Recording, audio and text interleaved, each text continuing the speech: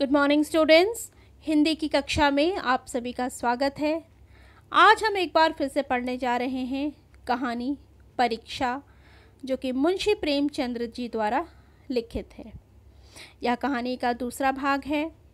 इससे पहले भाग में हमने पढ़ा कि रियासत देवगढ़ के दीवान सरदार सुजान सिंह, जो कि अब बहुत बूढ़े हो चले हैं, वे महाराज से विनती करते हैं कि अब उन्हें सेवा से निवृत्त कर दिया जाए।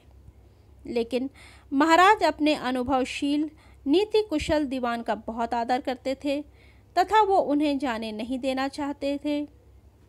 तो वो उनसे आग्रह करते हैं रुकने के लिए, लेकिन अंत में हार कर उन्हें जाने की इजाज़त देनी ही पड़ती है। लेकिन उसके लिए वो उन्हें एक शर्त रख देते हैं कि इस रियासत के लिए नया दीवान उन्हें ही खोजना पड़ेगा। इसके बाद दूसरे दिन समाचार पत्रों में विज्ञापन निकलवाया जाता है कि दीवान के देवगढ़ के लिए एक सुयोग्य दीवान की आवश्यकता है और उनकी खूबी ये होनी चाहिए कि वो स्नातक भले ही ना हो मगर हष्टपुष्ट हों। मंदाग्नि के मरीजों को वहाँ तक आने की कष्ट करने की कोई ज़रूरत नहीं है। और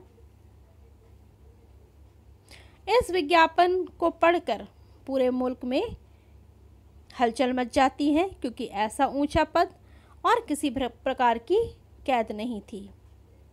तो इसको हासिल करने के लिए, इस पद को हासिल करने के लिए अलग अलग जगह से सैकड़ों आदमी अपना भाग्य परखने के लिए देवगढ़ की ओर चल पड़ते हैं। कोई मौलवी होता है, कोई स्नातक होता है, और सभी अलग अलग फैशन के प्रेमी, कोई नए फैशन का प्रेमी, तो कोई पुरानी सादगी पर मरमिटा हुआ। तो इस प्रकार से सभी तरह के लोग रियासत देवगढ़ में उपस्थित हो जाते हैं अपने भाग्य को आजमाने के लिए। सरदार सुजान सिंह उन सभी के रहने के लिए एक अच्छा प्रबंध कर देते हैं तथा अपनी पैनी निगाहों से फिर उनकी परख करनी शुरू कर देते हैं और उन्हीं में से एक सुयोग्य दीवान को ढूंढने की तलाश उनकी शुरू हो जाती है। और एक दिन ये जितने सभी महाशय आए होते हैं, इन्होंने हॉकी खेलने का एक दिन फैसला किया और रियासत देवगढ़ के लिए यह खेल बिल्कुल ही निराला था, क्योंकि वहाँ पर पढ़े लिखे भले मानसों की खेल को शतरंज और ताश के खेल जैसे गंभीर खेलों को ही अब तक देखा गया था। तो यह खेल वहाँ के लिए बिल्कुल ही अलग था और दौड़ कूद के खेल वहाँ पर बच्चों का खेल समझा जाता था। तो अब तक हमने इतना ही पढ़ा, अब पढ़ते हैं इसके आगे।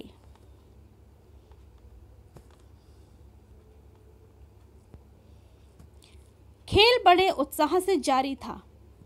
धावे के लोग जब गेंद को लेकर तेजी से उड़ते तो ऐसा जान पड़ता था कि कोई लहर बढ़ती चली आ रही है। लेकिन दूसरी ओर के खिलाड़ी इस बढ़ती हुई लहर को इस तरह से रोक लेते कि मानो लोहे की दीवार हो, यानी कि खेल अपने पूरे जोर पे थी। संध्या तक यही धूमधाम मची रही। लोग पसीने से तर हो गए। खून की गर्मी आंखों और चेहरों से झलकने लगी। हांफते हांफते बेदम हो गए, लेकिन हार जीत का निर्णय न हो सका। अंधेरा हो गया था। इस मैदान से ज़रा दूर हटकर एक नाला था, उस पर कोई पुल न था। पथिकों को नाले में से चलकर आना पड़ता था। खेल अभी बंद ही हुआ था और सभी खिलाड़ी दम ही ले रहे थे कि एक किसान अनाज से भरी हुई गाड़ी को लिए हुए उसी नाले में आ गया। लेकिन कुछ तो नाले में कीचड़ था और कुछ उसकी चढ़ाई इतनी ऊंची थी कि गाड़ी ऊपर चढ़ नहीं सकती थी।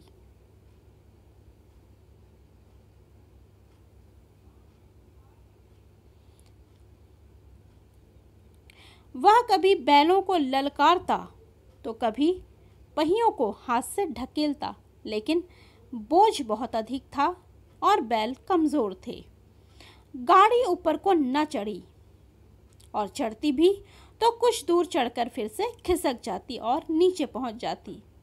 अब किसान बार बार जोर लगाता और बार बार झुंझला करके बैलों को मारता, लेकिन गाड़ी उभरने का नाम न लेती।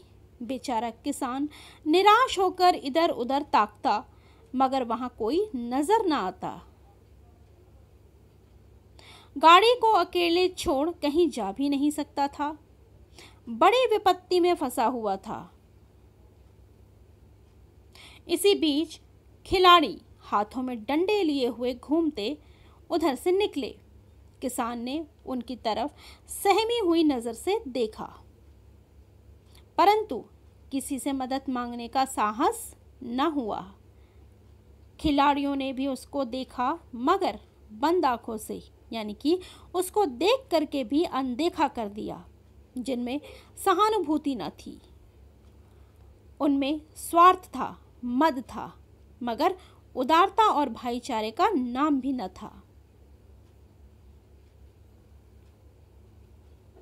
लेकिन उसी समूह में एक ऐसा मनुष्य भी था जिसके हृदय में दया थी और वो साहसी भी था। आज हॉकी खेलते हुए उसके पैरों में चोट लग गई थी। लंगड़ाता हुआ धीरे धीरे चला आ रहा था। अकस्मात उसकी निगाह गाड़ी पर पड़ी।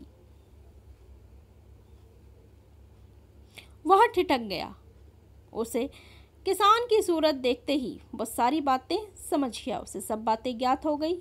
उसने डंडे को एक किनारे रख दिया, कोट उतारा और किसान के पास जाकर बोला कि मैं तुम्हारी गाड़ी निकाल दूं।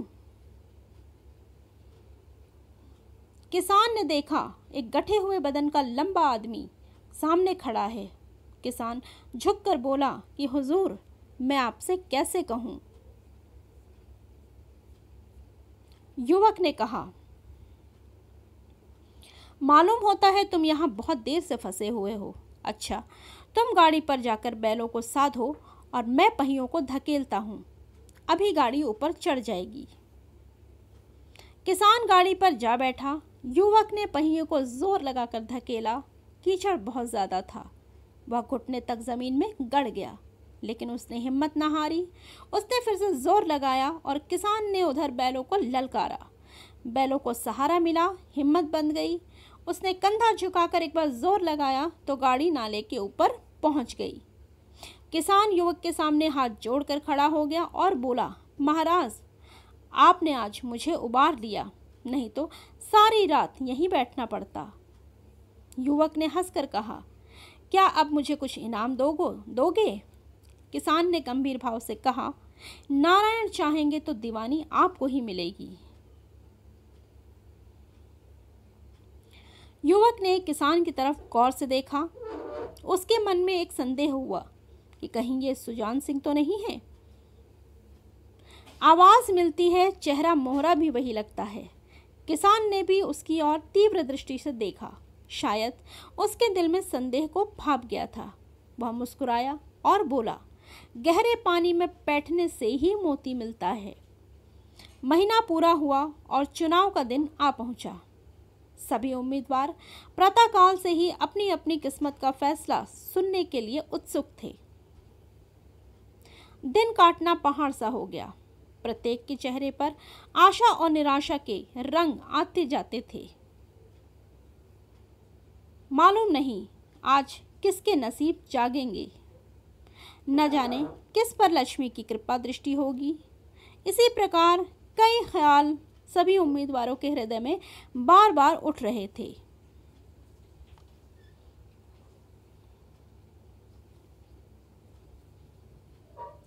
संध्या के समय राजा साहब का दरबार सजाया गया।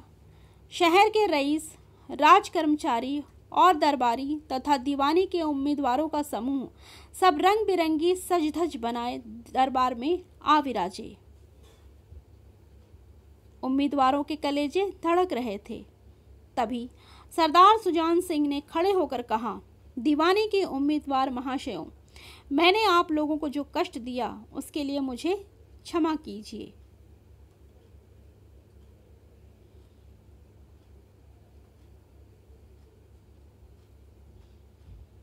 इस पद के लिए ऐसे पुरुष की आवश्यकता थी जिसके हृदय में दया हो और साथ साथ आत्मबल भी।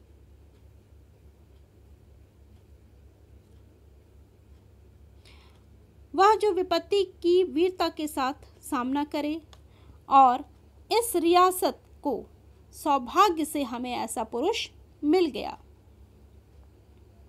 ऐसे गुण वाले संसार में कम हैं, और जो हैं वे कीर्ति और मान के शिखर पर बैठे हुए हैं, उन पर तक हमारी पहुंच नहीं है।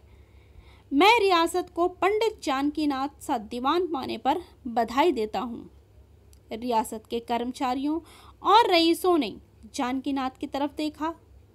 उम्मीदवार दल की आंखें इधर उधर उठीं, मगर उन आंखों में सत्कार था, इन आंखों में ईर्ष्या।